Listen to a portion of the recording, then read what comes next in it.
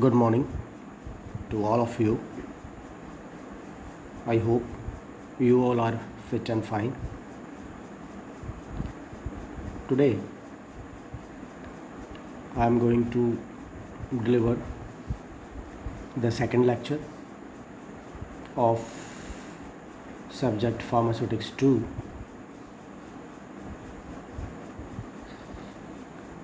Still we are in the first chapter, that of prescription. Today's topic is calculations involved in dispensing. जहाँ पे भी जो pharmacist हैं, दुनिया के जिस कोने में भी फार्मासिस्ट जो अभी भी किसी भी स्केल तक, किसी भी हद तक डिस्पेंसिंग करता है या कैलकुलेशंस करता है, तो ये उसके लिए आपके देश में या आपके देश जैसे देशों में जहाँ पे रेडीमेड मेडिसिन्स ही मिलती हैं, वहाँ पे ये कैलकुलेशंस नहीं की जाती. परंतु कैलकुलेशंस का नहीं करना अलग बात है, but one should always no that how the calculations are done. So, to have the complete understanding of various types of calculations, it is desirable that the pharmacist should have a thorough knowledge about what weights and measures which are used in calculations. तो calculations में जो weights and measures use किए जाते हैं उसका ज्ञान pharmacist को होना ज़रूरी है. Basically there are two systems of weights and measures, imperial system and metric system. Imperial system, old system of weights and measures. पुराना सिस्टम है वेट्स एंड मेजर्स का. इसमें जो मेजरमेंट्स की जाती हैं वेट्स की,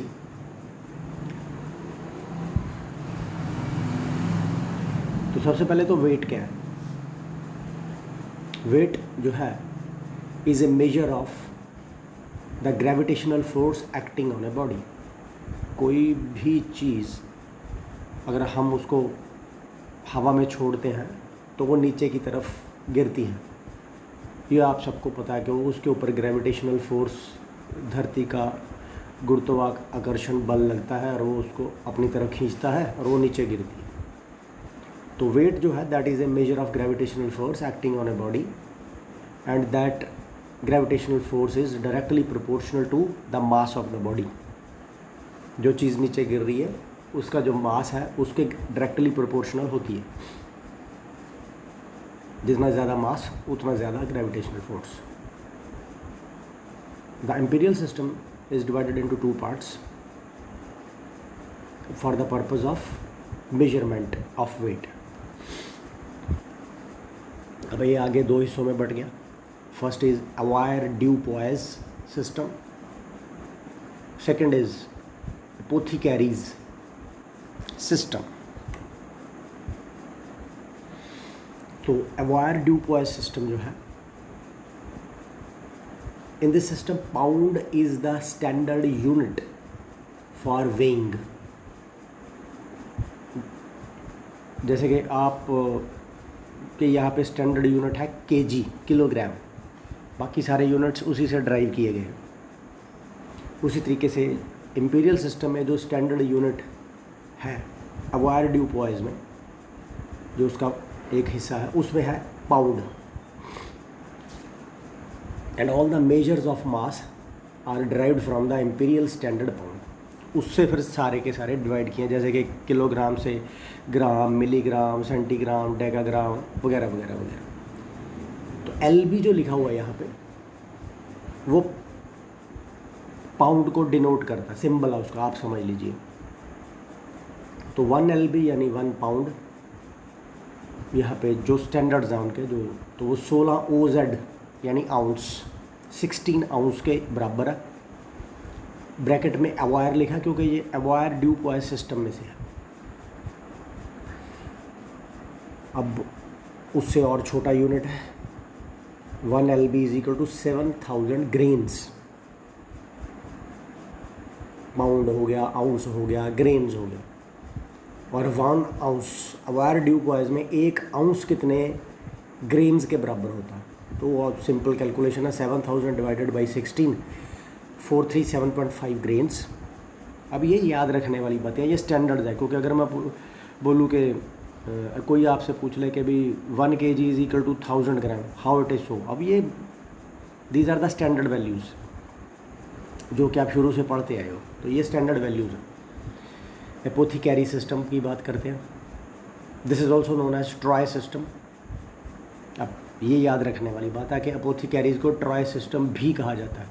आपके एग्ज़ाम में ये ट्रू फॉल्स में, फिलअप्स में ये क्वेश्चन पूछा जा सकता है, या वैसे भी एक सिंपल क्वेश्चन पूछा जा सकता है कि what is the second name of apothecary system, ये what is the first name of troy system. अब इसमें जैसे ऊपर वाले में पाउंड था स्टैंडर्ड यूनिट, इसमें है grain. Grain is the standard weight and all other weights are derived from it. तो 20 ग्रेन्स, अब GR ब्रैकेट में डाल दिया उसका symbol, that is equal to 1 scruple. अब उसके ब्रैकेट में मैंने उसका सिंबल लगा रखा, मैंने नहीं लगाया मतलब लगा हुआ है। 60 grains is equal to 1 drachm, bracket में उसका सिंबल है। 480 grains is equal to 1 ounce, bracket में अपोथी लिखा है क्योंकि ये अपोथीकेरी सिस्टम के यूनिट्स हम लिख रहे हैं। 8 drachms is equal to 1 ounce, 12 ounce is equal to 1 pound and 5760 grains is equal to 1 pound. ये याद रखने वाले वैल्यूज़ हैं। ये तो हुआ था कि वेट के लिए जो चीज़ सॉलिड है।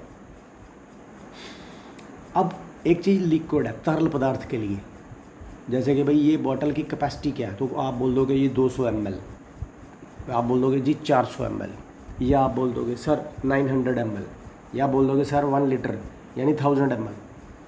तो कैपेसिटी, तो measurement of capacity imperial system, पहले वेट था अब capacity. Standard units for capacity जो है वो दोनों सिस्टम्स में, अवॉयर ड्यूपॉइस में भी और अपोथीकेरीज में भी, क्योंकि ये दोनों अवॉयर ड्यूपॉइस एंड अपोथीकेरी सिस्टम जो है ये दोनों किसके हिस्से हैं? इंपीरियल सिस्टम के। तो इन दोनों ही सिस्टम्स में जो स्टैंडर्ड यूनिट है कैपेसिटी का वो है सेम, और उसका नाम है गैलन, स्टैंडर्ड यूनिट। और इसी से सब ड्राइव होते हैं कैपेसिटी की जब हम बात करते हैं।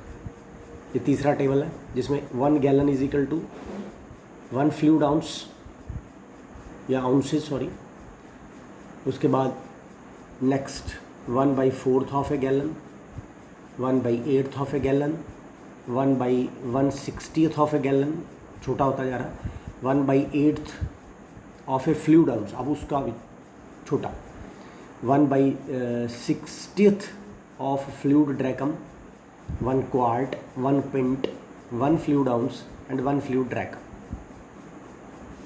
सामने उसकी वैल्यूज़ दी रखी। These are the things to be remembered by a pharmacist और वुड बी फार्मासिस्ट। जिसको ये काम करना वो इनको अच्छे से याद करेगा और सदा के लिए अपने दिमाग में बिठा लेगा। अगर उसको कैलकुलेशंस करनी है दवाई बनाने के लिए यूजिंग द इंपीरियल सिस्टम। अब बात करते हैं मीट्रिक सिस्टम की, जो कि आपके देश में चलता है। तो यहाँ आपको थोड़ा सा इंटरेस्टिंग लगेगा, अच्छा लगेगा। The metric system is used in Indian pharmacopoeia. अब फार्माकोपिया बताने की मुझे ज़रूरत नहीं है, आई थिंक सो। फार्माकोपिया आप फर्स्ट ईयर में पढ़ चुके हो। मीट्रिक सिस्टम जो है it was implemented in India in 1964 on 1st of April in the pharmacy profession. 1964 में ये इम्प्लीमेंट हुआ था, लागू हुआ था। तो बात करें अगर measurement of weight in metric system, आप किसी चीज़ का भार कैसे तोलते हैं।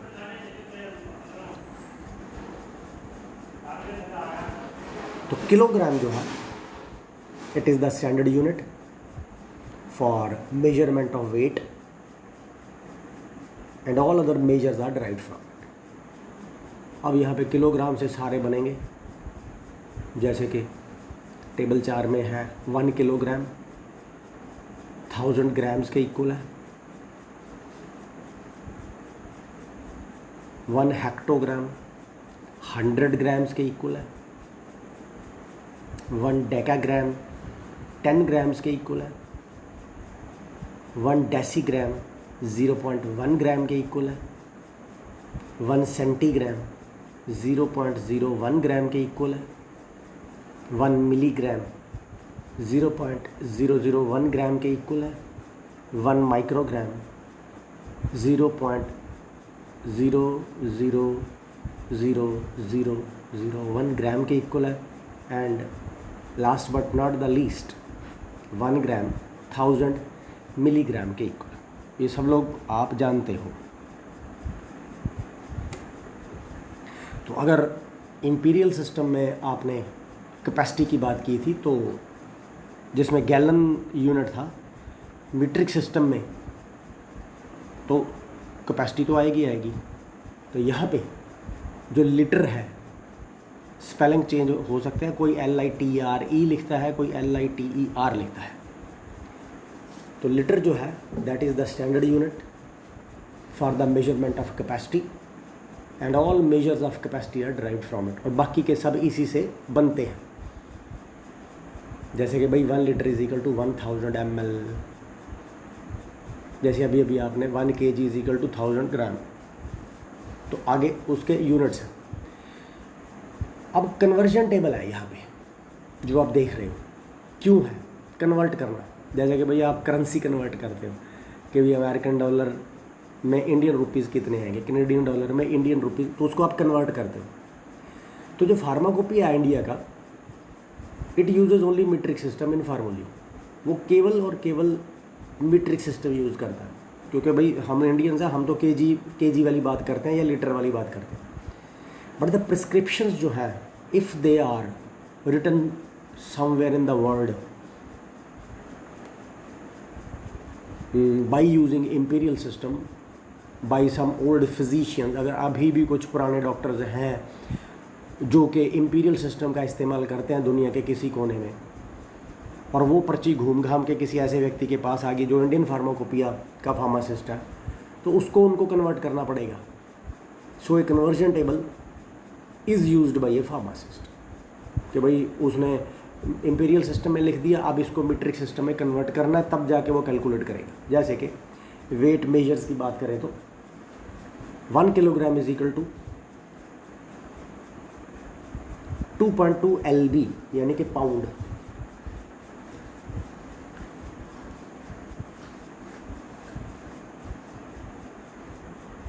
ग्राम इज इक्वल टू 1 ounce।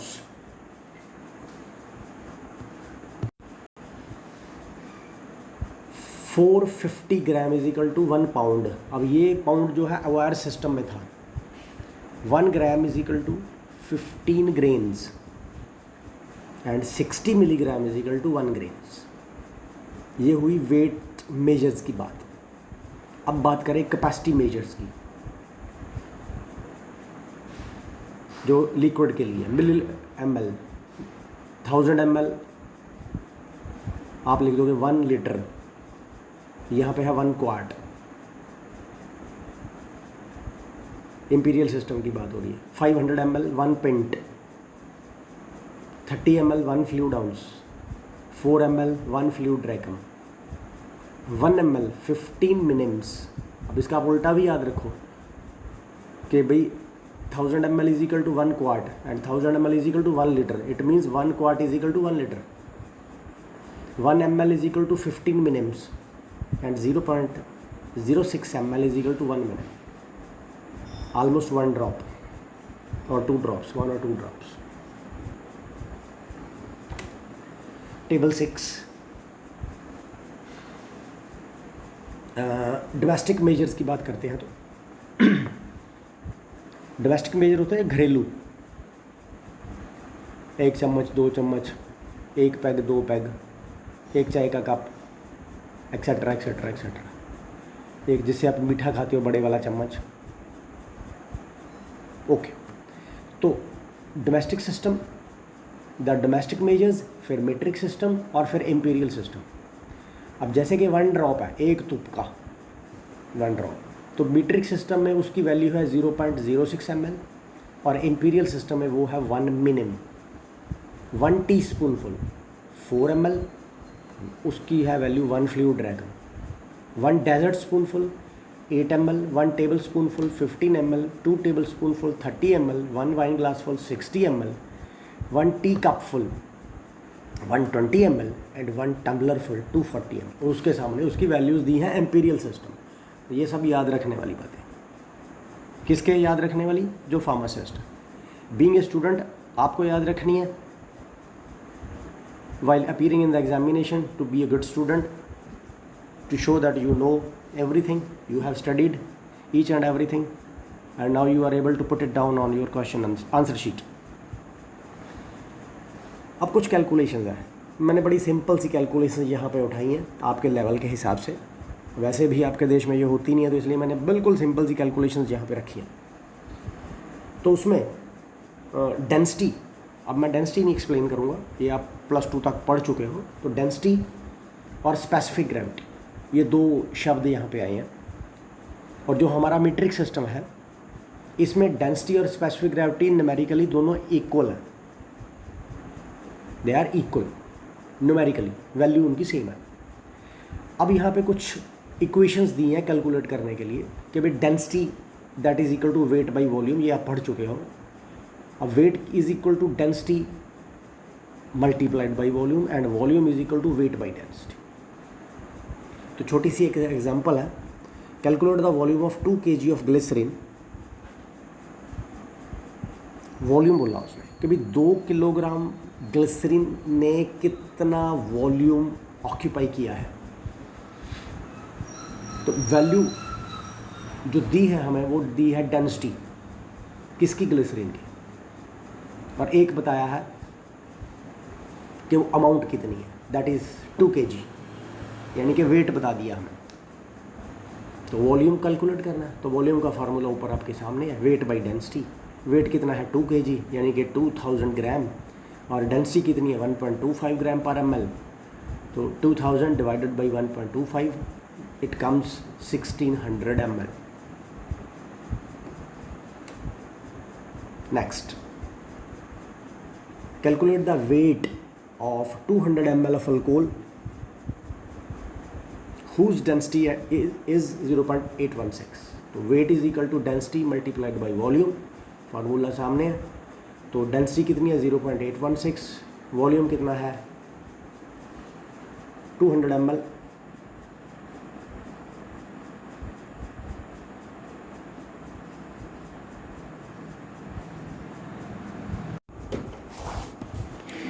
तो सॉरी, यहाँ पे जो मैंने 2 लिखा है एक्चुअली इट इज़ 200 ml, तो लिखने में गलती हो गई। तो when you multiply 0.816 by 200 the value will be 163.2 ग्राम। तो हमने क्या निकालना था?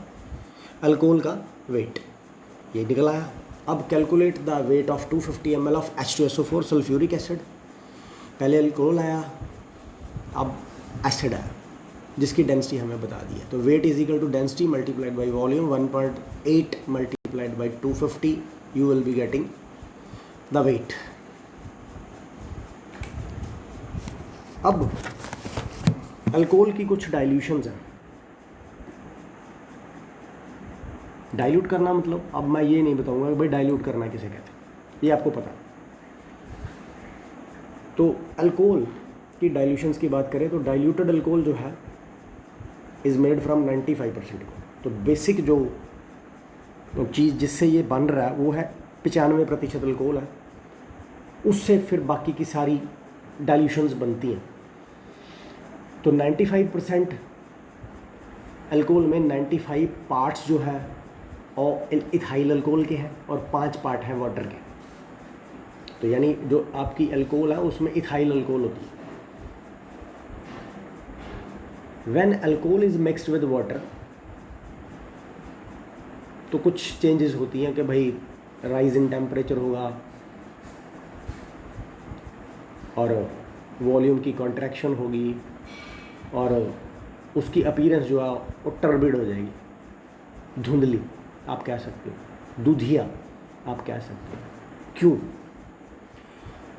वो इसलिए कि जो सॉल्युबिलिटी है एयर की, हवा की सॉल्युबिलिटी, घुलनशीलता, that is more in alcohol. हवा अल्कोहल में ज़्यादा सॉल्युबल है एज़ कम्पेयर टू वाटर। अब आप एक चीज़ को पानी में घोल रहे हो जिसमें हवा ज़्यादा घुलती है, यानी कि अल्कोहल को पानी में घोल रहे हो, जो आप कह लो कि अल्कोहल के अंदर आप पानी डाल रहे हो, एक ही बात है, दोनों लिक्विड है। सो व्हेन अल्कोहल इज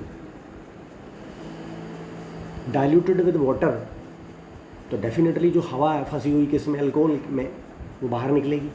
तो माइन्यूट बबल्स ऑफ एयर, छोटे छोटे बुलबुले हवा के, they get evolve from the alcohol, वो अल्कोहल से निकलते हैं and make the turbid appearance. और इसलिए जब आप पानी में मिक्स करोगे तो जो अपीयरेंस है उसकी वो क्लियर से टर्बिड हो जाएगी।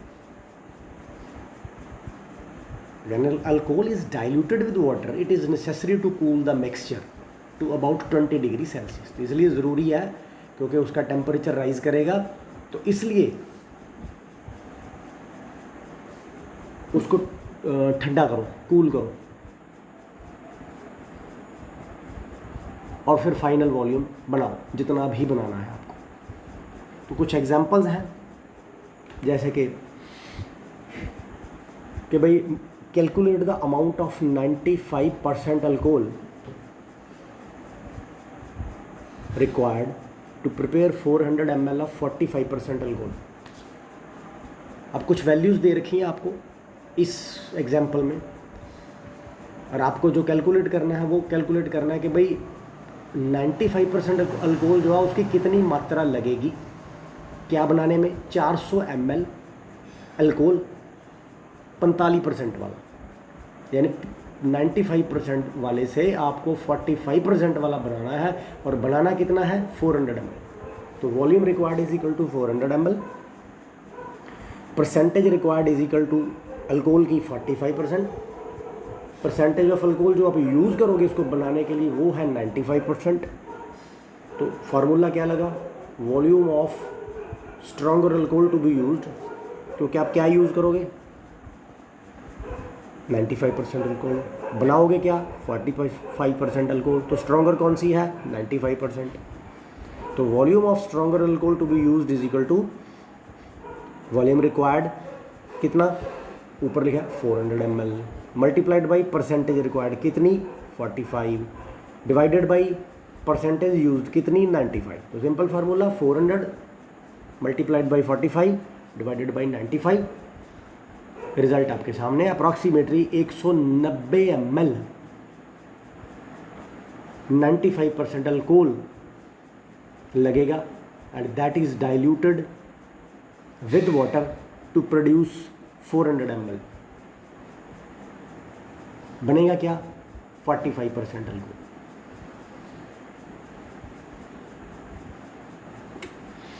Next example, again calculate the volume of 95% alcohol required to prepare 600 ml of 60% alcohol. वहाँ पे क्या था 400 ml ऑफ 45% अल्कोहल, यहाँ पे क्या है 600 ml ऑफ 60% अल्कोहल। सेम वैसे ही वॉल्यूम कितना है रिक्वायर्ड जो है 600 ml, percentage of alcohol required क्या है 60 ml 60%, percentage of alcohol use क्या है सेम पुराने वाली 95%।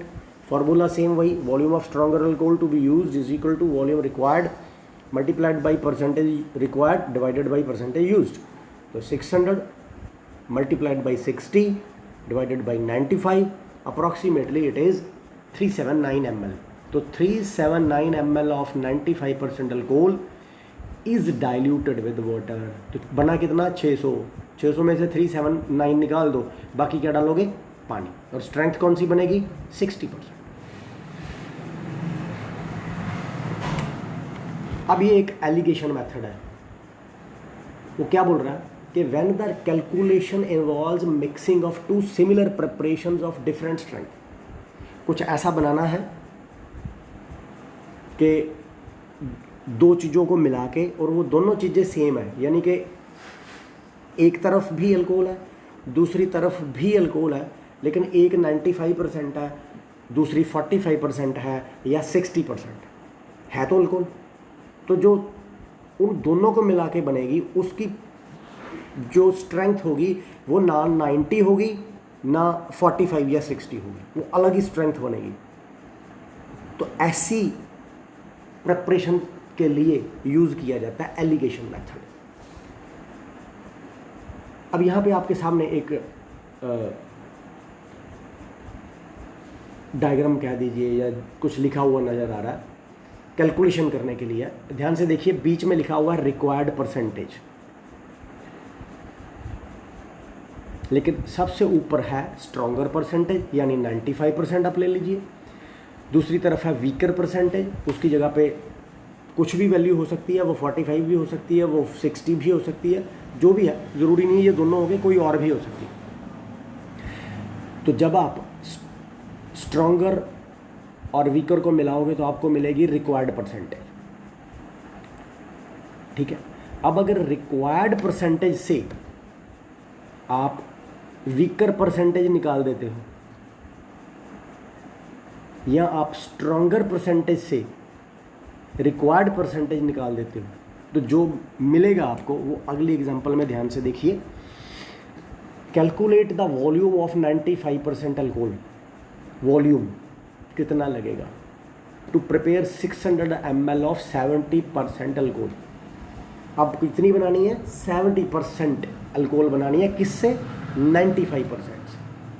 बनानी कितनी है 600 ml, तो वॉल्यूम रिक्वायर्ड क्या है 600 ml। Percentage of alcohol required क्या है 70%, परसेंटेज ऑफ अल्कोहल यूज्ड क्या है 95%। अब ध्यान से देखिए इस डायग्राम को, आपको आसानी से समझ में आ जाएगा। जो चीज़ रिक्वायर्ड है, अगर आप पीछे जाओ डायग्राम में जो मैंने अभी बताई थी, उसमें सेंटर में था रिक्वायर्ड परसेंटेज, तो यहाँ पे सेंटर में क्या है रिक्वायर्ड परसेंटेज कितनी है 70, नज़र आ रही होगी सबको। अब एक तरफ लिखा है 95, यानी कि ये स्ट्रॉन्गर सॉल्यूशन है, और दूसरी तरफ है वाटर यानी कि वीकर सॉल्यूशन है। अब आप देखिए एक चीज़ कि बीच में है 70, ठीक है जी, और वाटर वाली साइड पे लिखा है 0, तो अगर 70 से 0 निकालोगे तो कितना आएगा सेम। अब अगर 95 से 70 निकालोगे तो कितना आएगा 25। Simple, very simple calculation. तो अल्कोहल कितनी लगेगी, ये कितनी बनानी है, परसेंटेज कितनी बनानी है 70। अब आप ध्यान से देखो 70 पार्ट्स ऑफ 90% अल्कोहल जो है 95% अल्कोहल जो है and 25 parts of water will produce the required percentage of alcohol, यानी 70% ऑफ अल्कोहल बनाने के लिए किससे 95% से 70 पार्ट लगेंगे 95% अल्कोहल के, और 25 पार्ट्स लगेंगे वाटर। तो क्वांटिटी ऑफ 95% अल्कोहल रिक्वायर्ड जो है, यानी कि हमें यूज़ तो करना ही है ना, ये वाली अल्कोहल ही हम यूज़ करेंगे, तो that is equal to same वाला पीछे वाला formula 600 ml volume required multiplied by 70 divided by 95, तो 442.10 ml तो लगेगी आपकी अल्कोहल, और बाकी बचा 600 ml में से इसको माइनस कर दो, वो आपकी ये वैल्यू आ जाएगी 157.90 ml, या फिर ये जो फार्मूला लगा है 600 मल्टीप्लाइड बाई 25 डिवाइडेड बाई 95। तो ये है सिंपल सी कैलकुलेशन। नेक्स्ट इज एग्जाम्पल है calculate the amount of 70%, 60%, 40% and 30% alcohol should be mixed to get 50% alcohol। इन ऊपर वाली परसेंटेज से 50% वाली बनानी है तो एलिगेशन मेथड यूज़ करना है। इसको आप फिर से ध्यान से देखिए, ऊपर वाली से शुरू कीजिए। 70 माइनस 50, नीचे लिखा है 20 पार्ट्स। 60 minus 50 10 parts. 40 50 तो 50 माइनस 40 10 पार्ट्स। 30 50 50 minus 30 20 parts. अब क्या है, therefore when 20 parts of 70% alcohol, क्योंकि अल्कोहल कितनी थी 70%, 10 पार्ट्स ऑफ 60% अल्कोहल, आपके सामने आ गया 10 पार्ट्स। 10 पार्ट्स ऑफ 40% अल्कोहल, आपके सामने आ गया 10 parts of 40% alcohol. And 20 parts of 30% alcohol, they are mixed together. अगर इनको मिलाया जाए, 20 उसके, 10 उसके, 30, 10 उसके 40 और 20 उसके, अगेन 20 पार्ट्स, 10 पार्ट्स 30, 10 पार्ट्स 40 और 20 पार्ट्स 60। अब ऐसे समझ में नहीं आ रहा तो नीचे सिंपल सी कैलकुलेशन दी है, 20 multiplied by 70 plus 10 multiplied by 60 plus 10 multiplied by 40 plus 20 multiplied by 30। Result आपके सामने है, जैसे मर्जी कर लो, ये वाला रिजल्ट है। अब एक और है, calculate the volume of each of 90%, 60%, 30% and water are required to produce 500 ml of 50%। Same वही एलिगेशन मेथड यूज़ किया और इसको भी वैसे ही करना है। देख लीजिए जो आपके सामने है, मैंने पिछली वाले एग्जांपल में आपको बताया है। अब है एक छोटा सा क्वेश्चन है, इम्पॉर्टेंट क्वेश्चन है, आइसोटोनिक सॉल्यूशन। वो कहते हैं कि जो सॉल्यूशंस जिनका ऑस्मोटिक प्रेशर सेम होता है उनको आइसो ऑस्मोटिक कहा जाता है।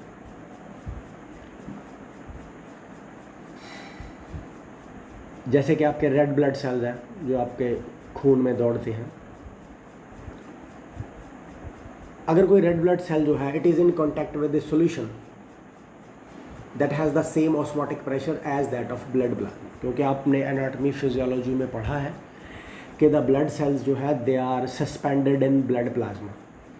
अगर वो उस ब्लड प्लाज्मा में रहते हुए उनको कोई नुकसान नहीं पहुंचता, जो उनकी शक्ल सूरत है, जो उनकी प्रॉपर्टी है वो डिस्ट्रॉय नहीं होती, इसका मतलब कि उनका ऑस्मोटिक प्रेशर सेम है।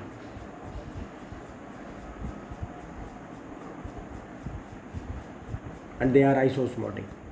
बट ज़रूरी नहीं है, इट इज़ नॉट नेसेसरी कि solutions which are isosmotic will be isotonic. So if they are having the same osmotic pressure, यानी blood plasma and blood cells, the cell wall किसकी, आपके red blood cell की, will neither swell nor shrink। उसकी जो blood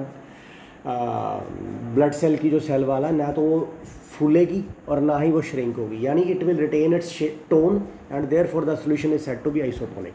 तो ये वैसे क्या वैसा ही रहेगा, जिस सॉल्यूशन में इसको डाला है इसकी शेप नहीं बदल रही ब्लड सेल की, तो दैट वी कैन से कि भाई they are isotonic with each। To determine whether or not a solution is isotonic with erythrocytes, ये पक्का करने के लिए, जांचने के लिए कि क्या सॉल्यूशन जो है वो आइसोटोनिक है एरिथ्रोसाइट्स के साथ यानी रेड ब्लड सेल्स के साथ या नहीं है, it is necessary to determine the concentration. ये जांचना ज़रूरी है कि जो कंसंट्रेशन है सॉल्यूट की उस सॉल्यूशन में जो घुले हुए हैं, at which the cells retain their normal size and shape. तो आपको ये जांचना है कि जो ब्लड प्लाज्मा है उसकी जो कंसंट्रेशन है वो क्या है, जिसमें ये उसमें क्या क्या है। और ये फर्स्ट ईयर में आपको पढ़ाया होगा, इतने % वाटर है, इसमें इतने % ये है, ये वो है, तो वो सारी कंसंट्रेशन उसमें है।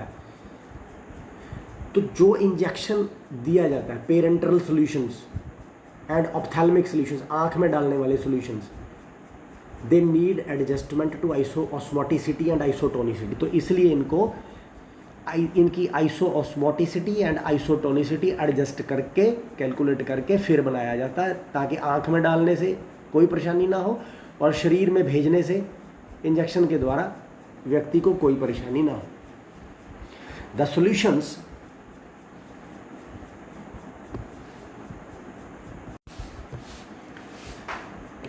which are not having the same osmotic pressure are called baratonic।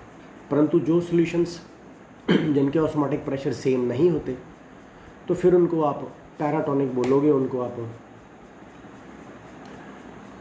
Iso-osmotic नहीं बोलोगे। While comparing A solution with one of known osmotic pressure,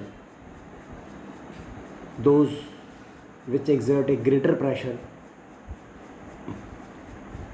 are called hypertonic and those which with a lower pressure are called hyper। तो जिसका osmotic pressure ज़्यादा है solution का, अगर हम दो को कंपेयर करते हैं तो उसको बोलेंगे हाइपरटोनिक, और जिसका कम है दूसरे के कंपैरेटिवली उसे बोलेंगे हाइपोटोनिक। तो जो हमारा ब्लड प्लाज्मा है जिसके अंदर ब्लड सेल्स होते हैं, it contains 0.88% of inorganic salts, mainly sodium chloride, नमक, which makes the main contribution to osmotic pressure. तो जो ब्लड प्लाज्मा की जो ऑस्मोटिक प्रेशर है उसको बनाने में जो कंट्रीब्यूशन है, मुख्य कंट्रीब्यूशन जो है वो है सोडियम क्लोराइड की, और वो है 0.88%। अब almost 0.9 हो गया। ए solution containing 0.9% of sodium chloride is therefore practically isotonic with blood plasma. तो अगर ब्लड प्लाज्मा जिसके अंदर 0.88% इनऑर्गेनिक सॉल्ट्स हैं और ख़ास करके उसमें सोडियम क्लोराइड है, तो जो सोडियम क्लोराइड का 0.9% सॉल्यूशन अगर हम यूज़ करते हैं, जो 0.9% की जो ड्रिप लगती है उसको पेशेंट को, तो हम कह सकते हैं कि practically it is isotonic with blood plasma. उनका जो they are isoosmotic with each other, यानी उनका जो ऑस्मोटिक प्रेशर है वो दोनों का सेम है। ये solution containing more than 0.9% sodium chloride, तो अगर किसी सॉल्यूशन में 0.9% से ज़्यादा है सोडियम क्लोराइड तो वो होगा हाइपरटोनिक, और अगर कम है तो वो होगा हाइपोटोनिक। आप डिप्लोमा के स्टूडेंट हो इसलिए आपके लिए बस ये बेसिक सी जानकारी है यहाँ पे। अब लास्ट इस चैप्टर का हिस्सा आ गया, general principles for adjustment of isotonicity. और अब क्योंकि बनाने वाले ने जो चीज़ बनानी है वो या तो इंट्रामस्कुलर होगी या वो इंट्रावीनस होगी, इतना तो आपको पता है। या बोलते हैं कि भाई रीढ़ की हड्डी में लगेगी, या बोलते हैं वो स्किन के अंदर लगेगी, तो डेफिनेटली वो अलग अलग हिस्सों में जा रही है, या आँख में डाली जाएगी, या तो उस इसीलिए ये पीछे वाला आइसोटोनिक सॉल्यूशन वाला जो आर्टिकल पढ़ा है कि जैसे कोई सॉल्यूशन है, आईवी इंजेक्शन है, इंट्रावीनस है, डायरेक्ट चला गया ब्लड में, तो अप्रॉक्सीमेट आइसोटोनिसिटी जो है इज़ ऑलवेज डिज़ायरेबल कि भाई जितनी ब्लड प्लाज्मा की आइसोटोनिसिटी है उतनी ही इसकी होनी चाहिए जो इंट्रावीनस है। सॉल्यूशंस फॉर सबक्यूटेनियस इंजेक्शन जो स्किन के अंदर लगेगा, आइसोटोनी इज़ नीडेड, यहाँ पे भी उसकी आइसोटोनी चाहिए, but it is not essential because they are injected into fatty tissue, क्योंकि स्किन के नीचे वाले हिस्से में फैट होता है, सीधे ब्लड स्ट्रीम में नहीं जा रही। Solutions for intramuscular, the aqueous solution should be slightly hypertonic, यहाँ पे जो सॉल्यूशन है वो हाइपरटोनिक होना चाहिए, यानी 0.9% से ज़्यादा, ताकि उसकी एब्जॉर्प्शन जो है रैपिड हो जाए। Intracutaneous parenteral solutions which are meant for diagnostic purpose, हल्का सा उठा के लगाया जाता है, जैसे कि वो किसी समय पेंसिलिन का इंजेक्शन लगता था, they should be isotonic in order to avoid the false reaction. Intrathecal injection they must be isotonic because volume of CSF यानी कि सेरिब्रोस्पाइनल फ्लूइड जो है इज ओनली 60 to 80 ml। अब ये आप पढ़ चुके हो, सेरिब्रोस्पाइनल फ्लूइड को एनाटॉमी फिजियोलॉजी में आप पढ़ चुके हो। Hence a small volume of a paratonic solution will disturb the osmotic pressure and may cause vomiting and other side effects। अगर आपने उसकी जो टोनिसिटी है उसको एडजस्ट नहीं किया और आपने इंट्राथीकल इंजेक्शन दे दिया, तो जो पेशेंट है उसका जो उसके अंदर के जो फ्लूइड का ऑस्मोटिक प्रेशर है वो बदलेगा, उस फ्लूइड का, सेरिब्रोस्पाइनल फ्लूइड का, और उसे होगी वोमिटिंग या कोई और साइड इफ़ेक्ट्स होंगे। Solutions used for nasal drops, नाक में डालते हैं नेज़ल ड्रॉप्स जो, इसकी भी आइसोटोनिसिटी चाहिए, क्योंकि पैराटोनिक सॉल्यूशन में कॉज इरिटेशन, अगर उस 0.9% से ज़्यादा हुआ वो उसको जलन करेगा।